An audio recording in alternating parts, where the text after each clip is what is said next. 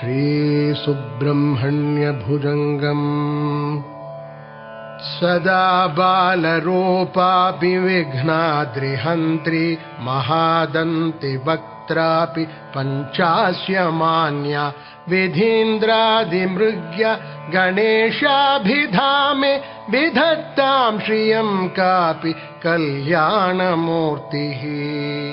न जानामि शब्दं न जानामि चार्थं न जानामि पद्यं न जानामि गद्यं चिदेकाषडास्या हृदि द्योतते मे मुखानि सरन्ते गिरश्चापि चित्रम्। मयूराधिरूढं महावाक्यगूढं मनोहारिदेहं महच्चित्तगेहं महीदेवदेवं महावेदभावं महादेवबालं भजे लोकपालम्।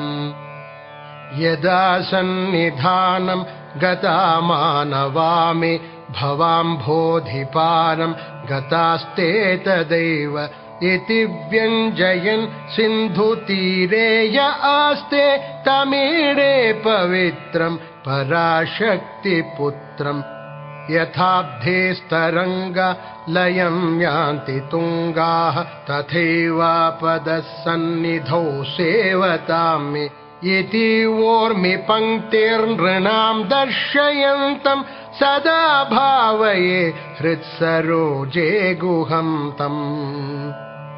गिरौ मन्निवासे नरायेऽधिरूढाः तदा पर्वते राजते तेऽधिरूढाः इतीव ब्रुवन् गन्धशैलाधिरूढः सदेवो मुदे मे सदा षण्मुखोऽस्तु।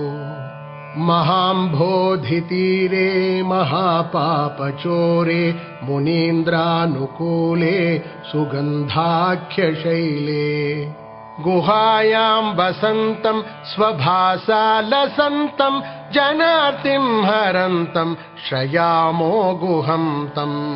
लसत्स्वर्णगेहे नृणां कामदोहे सुमस्तोमसञ्छन्नमाणिक्यमञ्चे समुद्यत्सहस्रार्कतुल्यप्रकाशं सदा भावये कार्तिकेयं सुरेशम्। रणध्वंसके मञ्जुलेऽत्यन्तशोणे मनोहारि लावण्यपीयूषपूर्णे मनःषट्पदो मे भवक्लेशतप्तः सदा मोदतां स्कन्दते पादपद्मे। सुवर्णाभदिव्याम्बरैर्भासमानां क्वणत्किङ्किणी मेखला शोभमानां लसद्धेमपट्टेन विद्योतमानां कटिं भावये स्कन्दते दीप्यमानाम्। पुलिन्देशकन्याघना भोगतुङ्गस्तनालिङ्गनासक्त काश्मीररागं नमस्याम्यहं तारकारे तवोरः स्वभक्तावने सर्वदा सानुरागम्। विधो क्लृप्तदण्डान् स्वलीलाधृताण्डान् निरस्ते भशुण्डान् द्विषत्कालदण्डान् हतेन्द्रारिषण्डान् जगत्त्राणशौण्डान् सदा ते प्रचण्डान् श्रये बाहुदण्डान्। सदा शारदा षण्मृगाङ्का यदि स्युः समुद्यन्त एव स्थिताश्चेत्समन्तात् सदा पूर्णबिम्बाः कलङ्कैश्च हीनाः तदा त्वन्मुखानां ब्रुवे स्कन्दसाम्यम्। स्फुरन्मन्दहासैः सहंसानि चञ्चत्कटाक्षावलीभृङ्ग सङ्घोज्ज्वलानि सुधास्यन्ति बिम्बाधराणीशसूनो तवालोकये षण्मुखाम्भोरुहाणि। विशालेषु कर्णान्तदीर्घेष्वजस्रं दयास्यन्दिषु द्वादशस्वीक्षणेषु मयीषत्कटाक्षः सकृत्पातितश्चेत् भवेत्ते दयाशील का नामहानिः सुताङ्गोद्भवो मेऽसि जीवेति षड्धा जपन्मन्त्रमेषो मुदा जिघ्रते यान् जगद्भारभृद्भ्यो जगन्नाथ तेभ्यः किरीटोज्ज्वलेभ्यो नमो मस्तकेभ्यः स्फुरद्रत्नकेयूरहाराभिरामः चलत्कुण्डल श्रीलसद्गण्डभागः कटोपीतवासाः करे चारुशक्तिः पुरस्तान्ममास्तां पुरारेस्तनूजः इहायाहि वत्सेति हस्तान् प्रसार्याह्वयत्यादराच्छङ्करे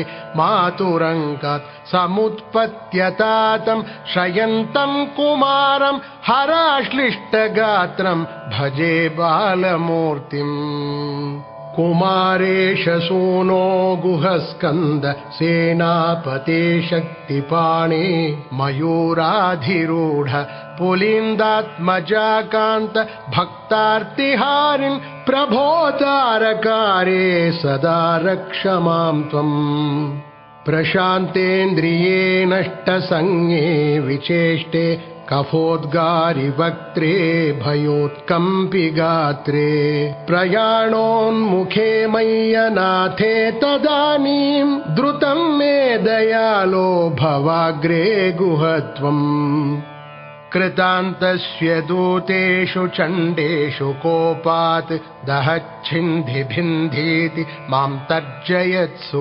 मयूरं समारुह्य माभैरिति त्वं पुरःशक्तिपाणिर्ममायाहि शीघ्रम् प्रणम्या सकृत्पादयोस्ते पतित्वा प्रसाद्य प्रभो प्रार्थयेनेकवारम् न वक्तुं क्षमोऽहं तदानीं कृपाब्धेन कार्यान्तकाले मनागप्युपेक्षा सहस्राण्डभोक्ता त्वया शूरनाम हतस्तारकः सिंहवक्त्रश्च दैत्यः ममान्तर्हृदिस्थं मनक्लेशमेकं न हंसि प्रभो किं करोमि क्वयामि अहं सर्वदा दुःखभारावसन्नो भवान् दीनबन्धुस्त्वदन्यं न याचे भवद्भक्तिरोधं सदा क्लृप्तबाधं ममाधिं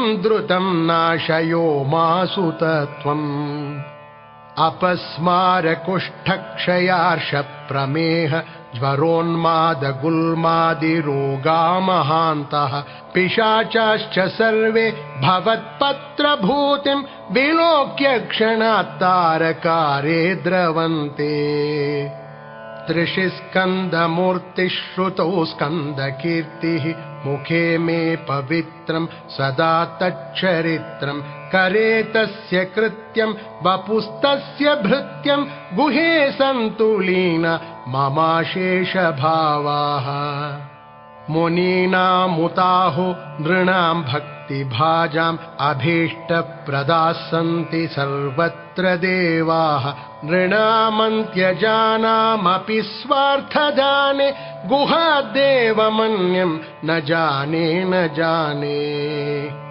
कलत्रं सुता बन्धुवर्गः पशुर्वा नरो वाथ नारी गृहे ये मदीयाः यजन्तो नमन्तस्तुवन्तो भवन्तं स्मरन्तश्च ते सन्तु सर्वे कुमार मृगाः पक्षिणो दंशकाये च जुष्टाः तथा व्याधयो बाधकाये मदङ्गे भवच्छक्तितीक्ष्णाग्रभिन्नाः सुदूरे विनश्यन्तु ते चूर्णितक्रौञ्चशैल जनित्री पिता च स्वपुत्रापराधं सहेते न किं देवसेनाधिनाथ अहं चातिबालो भवान् लोकतातः क्षमस्वापराधं समस्तं महेश नमः केकिने शक्तये चापि तुभ्यं नमश्चागतुभ्यं नमः कुक्कुटाय नमः सिन्धवे सिन्धुदेशाय तुभ्यं पुनः स्कन्दमूर्ते नमस्ते नमोऽस्तु। जयानन्द भूमन् जयापारधामन् जयामोघकीर्ते जयानन्दमूर्ते जयानन्द सिन्धो जयाशेषबन्धो जय त्वं सदा मुक्तिदानेश सूनु। भुजङ्गाख्यवृत्तेन कृप्तं स्तवं यः पठेद्भक्तियुक्तो गुहं सम्प्रणम्य स्वपुत्रान् कलत्रं धनं दीर्घमायुः लभेत् स्कन्दसायुज्यमन्तेन रसः लभेत् स्कन्दसायुज्यमन्तेन रसः।